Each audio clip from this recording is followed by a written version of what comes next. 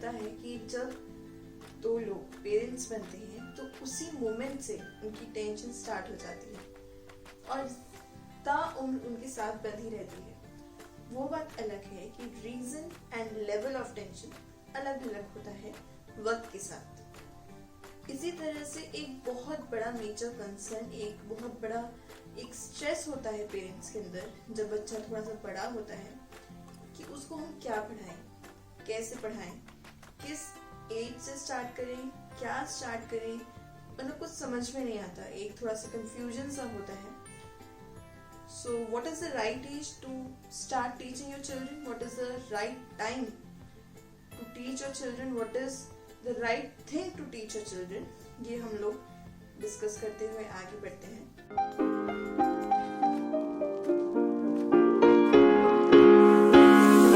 6 से 12 महीने तक के बच्चे के साथ हम क्या एक्टिविटीज परफॉर्म कर सकते हैं, क्या क्या हम उसे सिखा सकते हैं, ये हम लोग डिस्कस करते हैं। देखिए, बहुत ज़्यादा आपको स्ट्रेस आउट होने की बिल्कुल भी ज़रूरत नहीं है। बहुत छोटी छोटी चीज़ें जो हमारे सराउंडिंग में होती हैं, हम वो बच्चों को पढ़ाना शुरू कर सकते हैं। 6 महीने का जब बच्चा होता है तो आप उसे नॉर्मली जैसे बताएं, ऊपर फैन है, ये कॉर्नर है, बेड है, ये देखो डोर है। हमें ऐसा लगता है कि बच्चा शायद नहीं समझेगा या नहीं सीखेगा, बट धीरे धीरे आप उसे जैसे समझाते हैं, बार बार उसको वो रिपीट करेंगे, आप उसको बताएंगे, बच्चा उस चीज़ को ग्रास्प करने लगता है। बच्चे को बताइए जो भी उसके सराउंडिंग में चीज़ें हैं, लाइक दिस इज टेलीविजन, ये आपकी फिंगर्स हैं, where is your stomach, where is your tummy, where are your eyes. बच्चों को इस तरीके से बोलकर उसके साथ खेलें और खेलते खेलते में उसे ये चीज़ें बताएं। दूसरा, आजकल मार्केट्स में फ्लैश कार्ड्स अवेलेबल हैं। इफ़ यू कैन अफोर्ड, आप फ्लैश कार्ड्स खरीद सकते हैं, अमेजोन पे या किसी भी वेबसाइट पर अवेलेबल हैं। होता है फ्लैश कार्ड से क्या होता है कि जो फ्लैश कार्ड्स होते हैं, बच्चा कुछ भी पिक्चर को देखता है, किसी विजुअल को देखता है, तो उससे बच्चा बहुत जल्दी चीज़ों को सीखता है। तो जैसे कि आपने वेल की फोटोग्राफ बच्चे को दिखाई, this is well, this is hand, likewise this is flower, this is doe.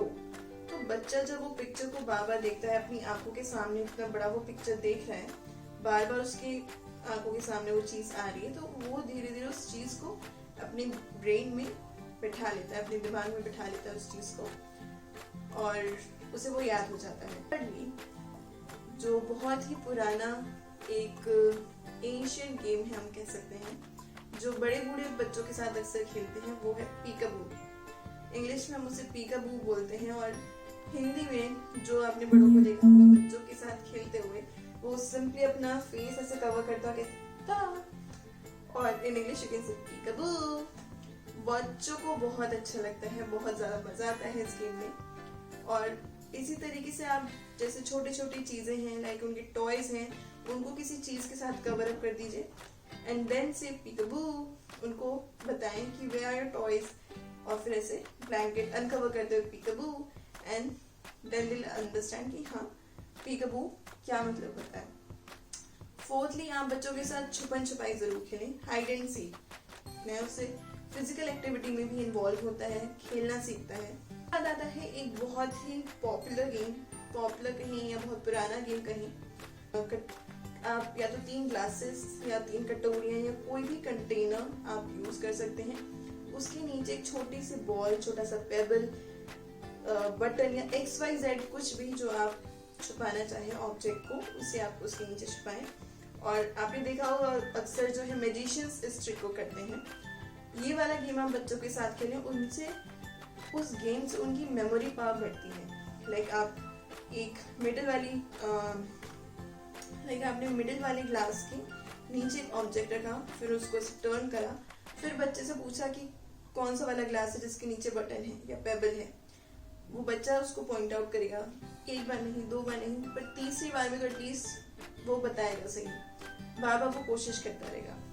तो इससे बच्चे की जो मेमोरी होती है वो बहुत शार्प होती है, मेमोरी पावर बढ़ती है उसकी। उसके बाद आता है हमारा game blocks game. Block game सभी बच्चे लाइक करते हैं, वो सभी बच्चों के अमंग बहुत ही ज़्यादा लोकप्रिय टॉय में कह सकती हूँ, बहुत ही ज़्यादा फेमस टॉय, बच्चों का पसंदीदा टॉय।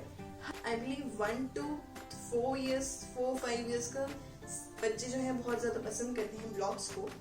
ब्लॉग्स लेकर आइए, उससे बच्चे जब अलग अलग चीज़ों को बिल्ड करते हैं तो उन्हें अच्छा लगता है, उनके अंदर एक क्यूरियोसिटी जगती है कि हम अब क्या नया बनाएं, अब क्या नया बनाएं।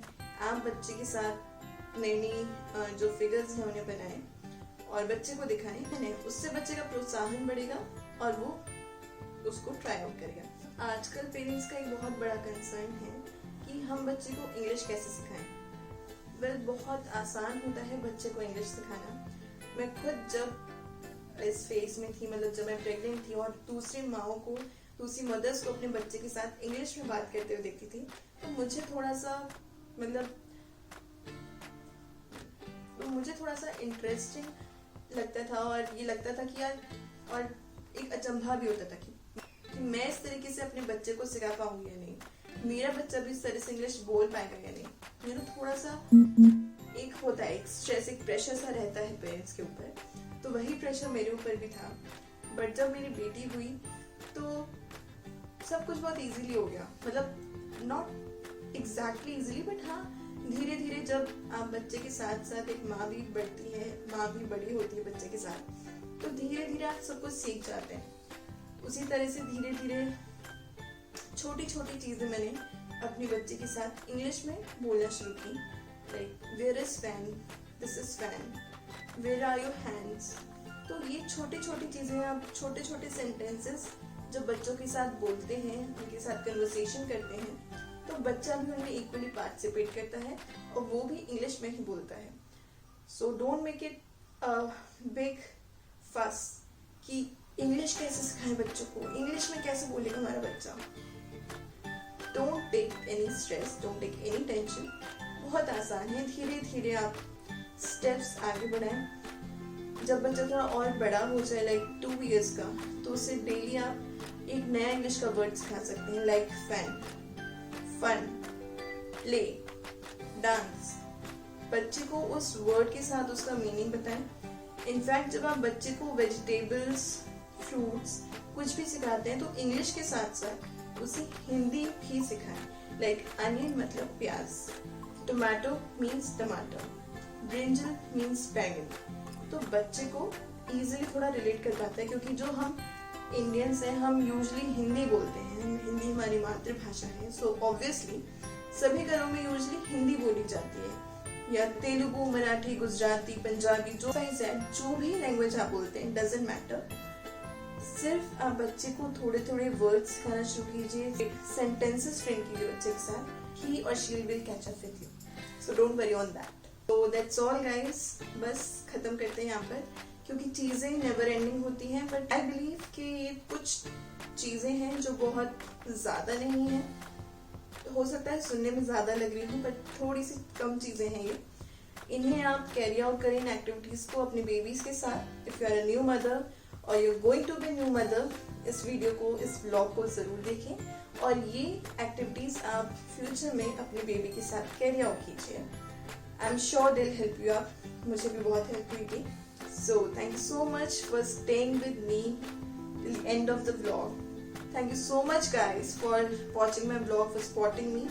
If you really like the video, please video को लाइक कीजिए, शेयर कीजिए ज्यादा से ज्यादा, और मेरे चैनल को सब्सक्राइब करना मत भूलिए। देखिए, आप में से काफी लोग ऐसे भी होते हैं जो हमारे व्लॉग्स को देखते हैं बट सब्सक्राइब नहीं करते। आपके एक सब्सक्रिप्शन से थोड़ा सा और मोटिवेशन मिलता है, और ये सिर्फ मेरी बात नहीं है, बाकी के लोगों की भी है जो कंटेंट क्रिएट करते हैं, whether on YouTube, Instagram or whichever platform. But एक थोड़ा सा जो सपोर्ट होता है, लाइक आपके लाइक करने से, सब्सक्राइब करने से, कमेंट करने से और शेयर करने से हमें बहुत ज़्यादा प्रोत्साहन मिलता है, हमें बहुत ज़्यादा एक फेथ होता है अंदर से खुद पर कि हाँ, we are doing the right thing, we are going on the right path. हम कुछ सही कर रहे हैं, अच्छा कर रहे हैं, लोगों को खुश कर रहे हैं, लोगों तक कुछ पहुंचा पा रहे हैं, एक अच्छी सी चीज़। सो प्लीज़ अपना सपोर्ट ज़रूर दें, लाइक कीजिए, सब्सक्राइब कीजिए और शेयर ज़रूर कीजिए, जिससे कि ज़्यादा से ज़्यादा लोगों के पास ये कंटेंट पहुँचे। Thank you so much. Bye guys.